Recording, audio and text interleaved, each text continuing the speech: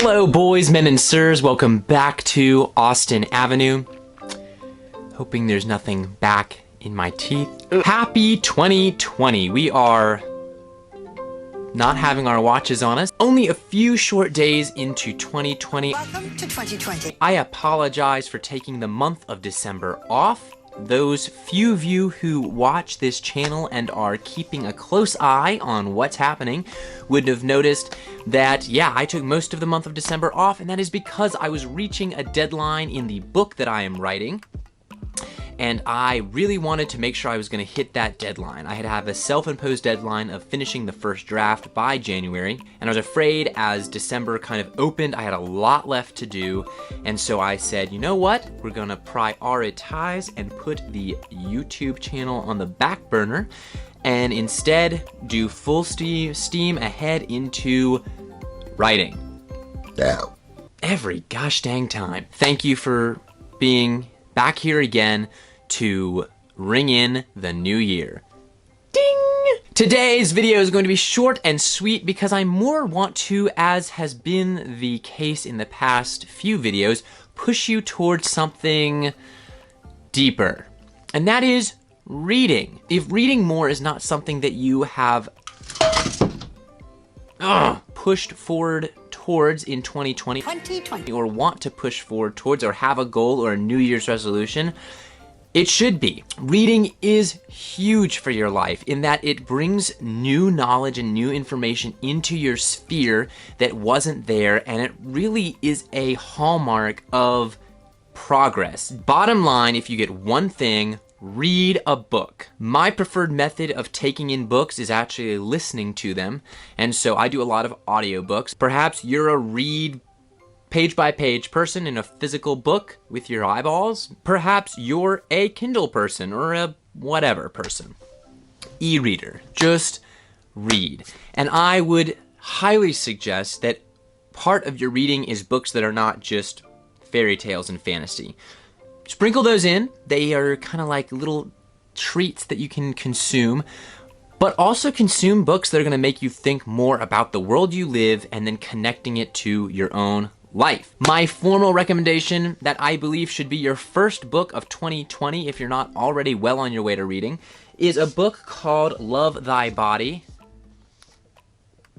It's by this woman named Nancy Pearcey, who is a professor, I think. She is a professor at a university called Houston Baptist University. She is hailed, at least on the back of this little slip, as the preeminent evangelical Protestant female intellectual. And if that doesn't get your fire burning, I don't know what will. Anyway, her book, Love Thy Body, is something that I highly encourage you to read in 2020 because it really does force you to think about ways that we've cultivated human society around a lot of things, and most specifically, our human bodies. As men specifically, it makes us ask serious questions about manhood, masculinity, and how we are viewing those things in a healthy or unhealthy way as it relates to our bodies. To give you just a little hint of some of the types of stuff that she talks about, she encourages us to think about how we even view exercise and working out as it relates to our bodies. Is this a way that we're genuinely trying to keep healthy? Or is it just an outpouring of self-hate of our bodies? You know, we hate who we are, so we wish we could be something different. So we're gonna get into the daggum gym every single day and work out 3 hours or whatever to get this massive body that we want because we hate our real body.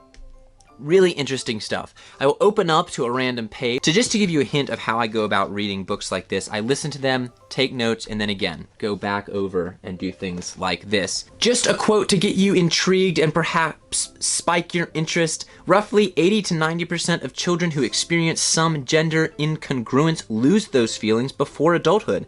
Children who eventually accept their sexual identity are called desisters. So there you go.